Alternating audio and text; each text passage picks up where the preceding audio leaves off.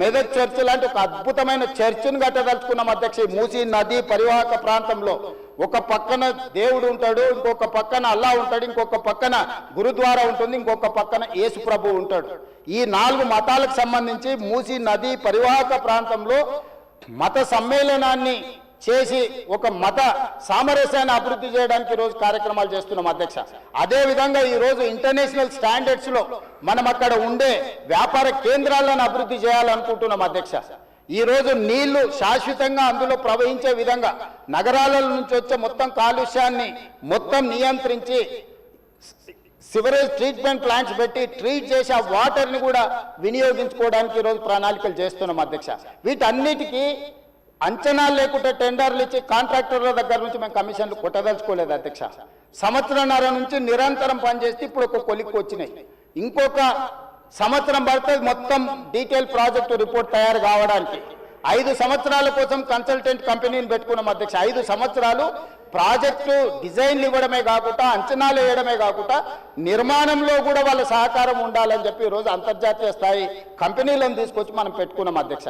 నేను అందుకే డిపిఆర్ వచ్చిన తర్వాత బడ్జెట్ సెషన్లో మీ అందరికీ డీటెయిల్ ప్రాజెక్టు రిపోర్ట్ హౌస్లో ప్రజెంట్ చేస్తా అధ్యక్ష. మీ అందరి సూచనలు తీసుకుంటాం, మీ అందరి సలహాలు తీసుకుంటా. నాకు ఇందులో సీక్రెట్ ఏం లేదు అధ్యక్ష. ఒక గొప్ప మంచి ఉద్దేశంతో మూసీ నది ప్రక్షాళన చేయదలుచుకున్నాము. ఇది 4 నదుల అనుసంధానం అవుతుంది అధ్యక్ష. మూసా నది, ఈసా నది, గోదావరి నది, కృష్ణా నది, 4 నదుల అనుసంధానము జరగగలిగిన ఏకైక అవకాశం తెలంగాణ రాష్ట్రంలో ఉన్నది.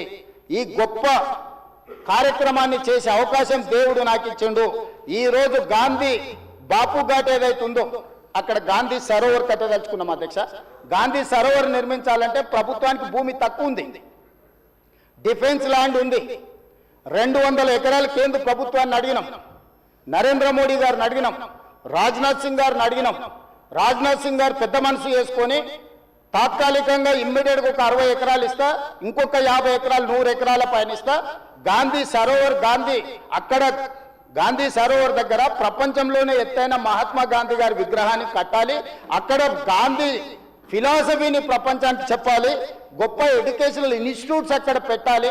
ప్రజలకు జ్ఞానాన్ని, పిల్లలకు విజ్ఞానాన్ని ఇవ్వాలని ఈరోజు మేము ప్రయత్నం చేస్తున్నాం. కేంద్ర ప్రభుత్వం కూడా పార్టీలకు వ్యతిరేకంగా, పార్టీలకు భిన్నంగా ఉన్న రాజ్నాథ్ సింగ్ గారు ఒక పెద్ద మనిషి ముందుకొచ్చి బ్రహ్మాండంగా ఉన్నది గాంధీ సరోవర్ కట్టుండని ప్రాథమికంగా 55 ఎకరాల భూమిని తెలంగాణకు బదలాయించడానికి ఒప్పుకుండు.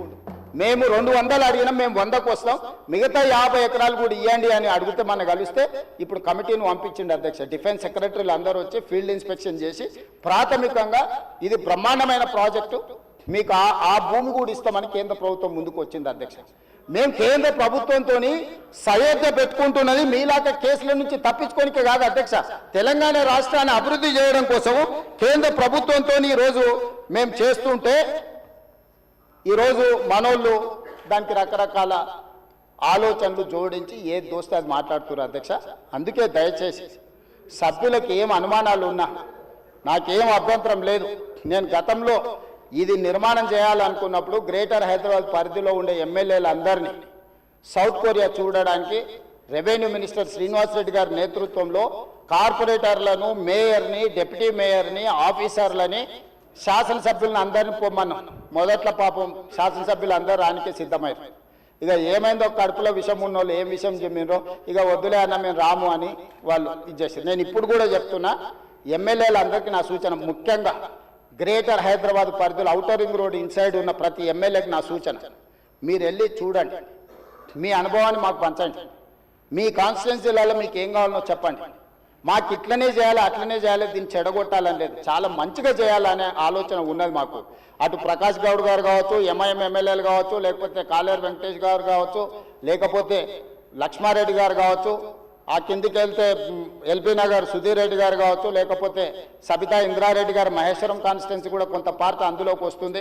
మీరందరూ విదేశీ పర్యటనకు వెళ్ళండి, ప్రభుత్వమే ఖర్చులు భరిస్తుంది, పర్యటన చేయండి. ప్రపంచ స్థాయి మూసీ రివర్ డెవలప్మెంట్ ఫ్రంట్ను మనం అభివృద్ధి చేసుకుందాం, ప్రపంచంతో మనం పోటీ పడదాం. ఆ అభివృద్ధి కార్యక్రమంలో పేదలకు ఎవరికైతే ఇబ్బంది కలుగుతుందో ఆ పేదలకు ఏ విధంగా న్యాయం చేద్దామో మీరు చెప్పండి. వాళ్ళకు పెద్ద కాలనీ కట్టిద్దామా? నాకేం అభ్యంతరం లేదు, ప్రభుత్వ నిధులతోనే కడుతున్నాం కదా. మీ ఆస్తి ఏమో అమ్ముతలేనే, నా ఆస్తి కూడా అమ్ముతలేనే. ప్రజలు కట్టిన పన్నుల నుంచి ఆ పేదలకు మంచి మంచి ఇల్లు కట్టిద్దాం, మంచి స్కూళ్ళు కట్టిద్దాం, మంచి హాస్పిటల్ కట్టిద్దాం, ఉద్యోగ ఉపాధి అవకాశాలు కల్పిద్దాం, స్కిల్ వాళ్ళకి ట్రైనింగ్ ఇద్దాం. ఆ ట్రైనింగ్ ఇచ్చిన తర్వాత పరిశ్రమలలో వాళ్ళకి ఉద్యోగాలు కల్పించి ఏర్పాటు చేద్దాం. ఒకవేళ ఆ ప్రాంతం నుంచి తరలిపోవడానికి వాళ్ళకి ఇబ్బంది ఉంటే, మలక్పేట ఎమ్మెల్యే గారు చెప్పారు, भैया यहाँ से उतना दूर जाना है तो हमारे लोग नहीं जाएंगे, अगल बगल में कुछ जगह देके उन लोगों को घर बना के दो। मलकपेट एमएलए कुछ सुझाव दिए, हम लोग वहीं पर जगह ढूंढ रहे, 4 एकड़ 5 एकड़ लेके 10-12 मंजिल बनाए तो वहां का वहीं रहेंगे, वहीं एक अच्छा छोटा स्कूल बनाएंगे, वहीं हॉस्पिटल बना देंगे, दवाखाना बना देंगे। जो जो गरीब लोगों को कम कर सकता है सब कुछ कर देंगे। हम कोई किसी जेब से निकाल के उसमें नहीं डाल रहा है।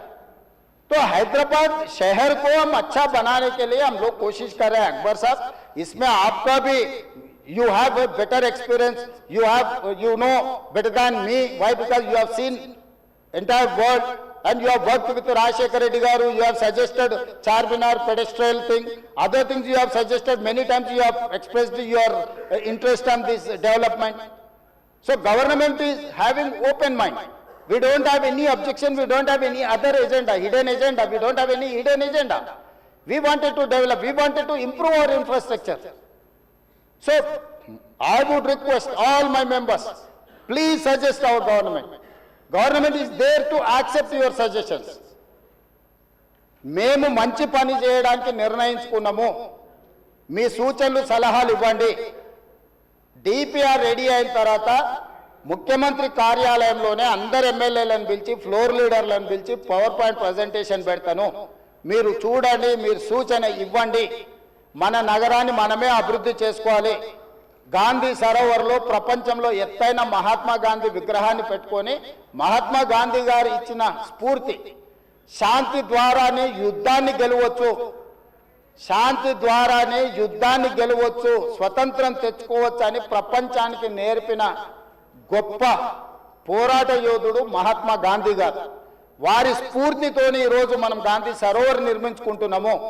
వారి స్ఫూర్తితోనే ఈరోజు నల్గొండ జిల్లా ప్రజలకు శిక్ష, నగర ప్రజల నుంచి ఈ ప్రాంతం నుంచి పోయే కలుషితము నల్గొండ ప్రజలకు తీరని శిక్షగా మారింది. ఆ ప్రజల్ని కూడా కాపాడాల్సిన బాధ్యత మన మీద ఉన్నది అధ్యక్ష.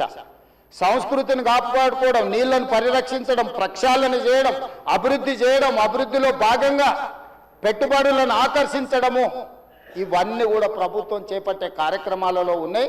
వీటి వివరాలు అన్నిటిని కూడా సభకు చెప్తా. ఇంకేమన్నా కావాలన్నా కూడా నాకు అభ్యంతరం లేదు, వివరాలు చెప్తా. నా సూచన ఒకటే, ఈ కడుపులో విషయాన్ని కొంచెం తగ్గించుకోండి. ఒకవేళ మందు లేకపోతే వికారాబాద్లో ఎట్లా తెలుసు కదా,